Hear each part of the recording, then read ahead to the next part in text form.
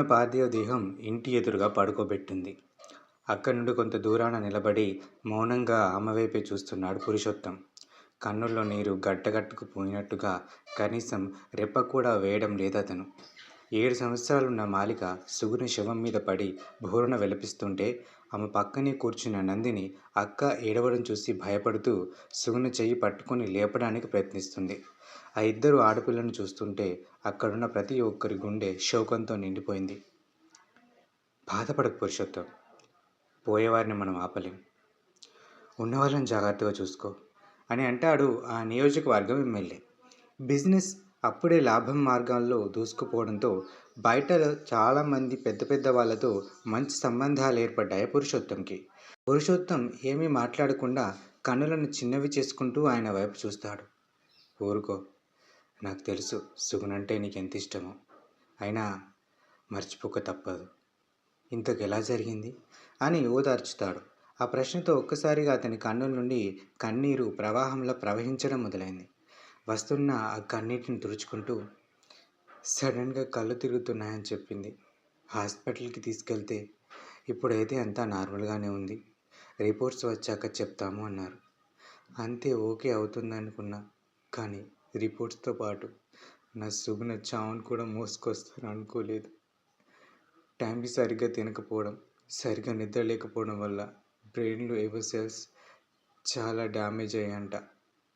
నేను వర్క్లో బిజీగా ఉన్నప్పుడు నాకు అన్నీ అరేంజ్ చేస్తూ, ఇటు పిల్లలను ఇంటిని మేనేజ్ చేస్తూ, అప్పుడప్పుడు ఆఫీస్కి వస్తూ నాకు తోడుగా ఉండేది. కానీ అని ఆగిపోయిన పురుషోత్తం భుజం మీద చేయి వేస్తాడు ఎమ్మెల్యే ధైర్యంగా. పురుషోత్తం నార్మల్ అవుతూ, ఇంత జరిగిన పిచ్చిది, నేను బిజినెస్ ప్రెషర్లో ఉన్నానని నాకు ఏమి చెప్పకుండా దాచింది. ఇప్పుడు నన్ను వాళ్ళని వదిలేసి శాశ్వతంగా వెళ్ళిపోయింది అని వెక్కి వెక్కి ఏడుస్తున్న నందిని వాళ్ళ వైపు చూస్తాడు. వాళ్ళని చూడగానే పురుషోత్తం గుండె తరుక్కుపోతుంది. ఆ క్షణం సుగుణతో కలిసి జీవించిన ఆ తీపి జ్ఞాపకాలు కన్నుల్లో తిరుగుతాయి. ఇంతలో ఎవరో అన్నీ సిద్ధమయ్యాయి, పొద్దుపోయింది, ఎక్కువసేపు ఉంచడం మంచిది కాదు, పదండి అని అనగానే అందరూ సుగుణ ఆఖరి చూపులకు సిద్ధమవుతారు. ఎప్పుడైతే అక్కడి నుండి సుగుణను తీసుకెళ్ళడానికి పైకి లేచారో, అమ్మ, మీరు మా అమ్మని ఎక్కడికి తీసుకెళ్తున్నారు అమ్మ అని ఏడుస్తుంది నందిని సుగుణ చెయ్యి పట్టుకుంటూ. ఆమెను పురుషోత్తం వాళ్ళ అమ్మ దగ్గరికి తీసుకొని బుజ్జగిస్తుండగానే, నాన్న, నాన్న అమ్మని తీసుకెళ్ళకండి ప్లీజ్ నాన్న అని విలపిస్తుంది మాలిక. ప్రాణం పోయాక బంధాలు అన్ని అబద్ధాలే అవుతాయి, కొంచెం కష్టమైనా అవ్వాలి కూడా. అప్పుడే పోయినవారు శాంతంగా ఉంటారు, ఉన్నవాళ్ళు కూడా ప్రశాంతంగా బ్రతుకుతారు.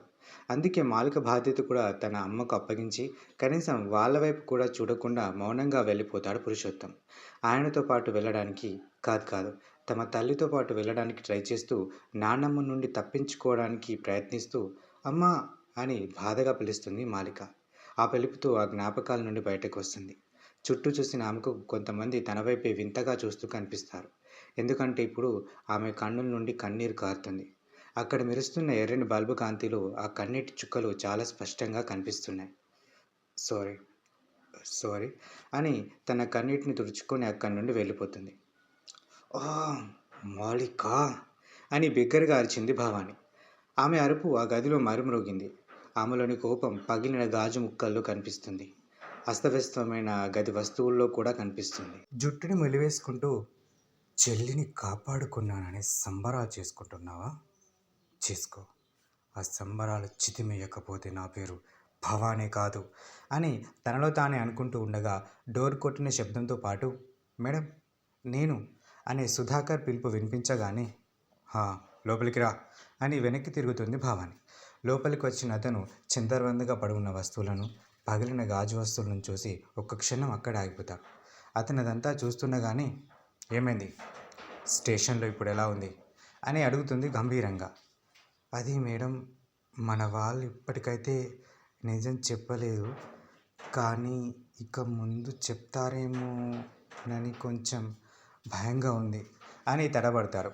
ఆ మాట వినగానే భవానీలోని కోపం రెట్టింపవుతుంది. వేగంగా సుధాకర్ దగ్గరకు వచ్చి చెంప మీద చెల్లుమని ఒకటి కొట్టి జుట్టు పట్టుకొని, నేను ఆ రోజే అడిగా వాళ్ళ బ్యాక్గ్రౌండ్ స్టేటస్ ఏంటని, వాళ్ళ తోపులు తురుములు అని కోతలు కోసాం. ఇప్పుడు చూడు, ఆ తోపులు జైల్లో చిప్పకూడు తింటున్నారు అని వదిలిపెట్టి సుధాకర్ కన్నులోకి సూటిగా చూస్తూ, నువ్వేం చేస్తావో నాకు తెలీదు. నందిని కిడ్నాప్ వెనుకున్నది మనమే అన్న విషయం ఎట్టి పరిస్థితుల్లో బయటకు రావడానికి వీల్లేదు. దానికి నువ్వు వాళ్ళని చంపినా నాకు ఇబ్బంది లేదు అని ముగించగానే చప్పున తలుపు తెరుచుకొని లోపలికి వస్తాడు పురుషోత్తం. అతన్ని అక్కడ చూడగానే సుధాకర్ షాక్ అవుతాడు. ఆక్రోషంగా ముందుకు వచ్చి సుధాకర్ రెండో చెంపని చెల్లు అనిపిస్తాడు. ఆ దెబ్బతో ఆశ్చర్యం నుండి తేరుకుంటూ ఉండగా, పురుషోత్తం అని అరుస్తుంది భవాని. ఏంటి చెప్పు, నేనే మాట్లాడుతున్నా అని అంతే బిగ్గరగా అరుస్తాడు పురుషోత్తం. ఆ గొంతు వినగానే కొన్ని క్షణాలు భవాని కూడా అలానే ఉండిపోతుంది. కానీ మరుక్షణంలో తేరుకొని, నోరు లేస్తుందేంటి అని ముందుకు వస్తుంది. అతను కూడా ముందుకు వస్తూ, ఇంకోసారి నా కూతుర్ల జోలికి వస్తే నోరు లేవడం కాదు, నీ ప్రాణం తీస్తా భవాని, గుర్తుపెట్టుకో అని ఆమె వైపే వేలు చూపిస్తాడు. అతనిలో హఠాత్తుగా వచ్చిన ఈ మార్పు చూసి కంగుతింది భవాని.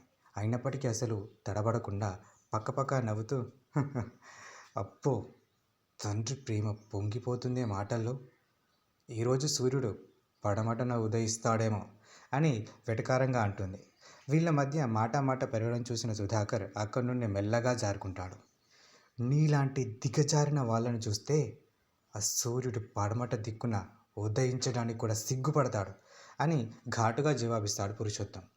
ఆ మాటలు ఆమెలోని ఈగోని ఇంకా రెచ్చగొట్టాయి.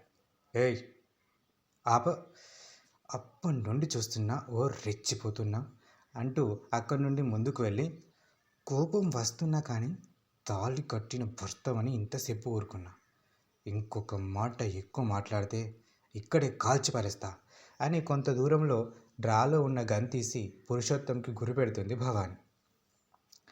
ఏమైందిరా, ఏమన్నాడు మీ బావ అని ఆతృతగా అడిగాడు సోమనాథ్. సురభి సోఫాలో కూర్చుంటూ, బావ చాలా గట్టిగా ఒకే నిర్ణయం మీద ఉన్నాడు. నేను ఎంత ఐస్ చేద్దామని ట్రై చేసినా అస్సలు కొంచెం కూడా నా సైడ్ చూడలేదు అని పక్కనే ఉన్న పిల్లోని ఒడిలోకి తీసుకుంటుంది సురభి.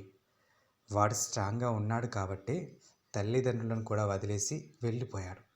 నేను అడిగింది అది కాదు, అసలు ఏం జరిగింది, నువ్వేమన్నావు, వాడేమన్నాడు అని ఆమెకు ఎదురుగా ఉన్న సోఫాలో కూర్చుంటూ టేబుల్ మీదున్న పేపర్ని చేతుల్లోకి తీసుకుంటాడు. సురభి నిన్న జరిగింది చెప్పడం స్టార్ట్ చేస్తుంది.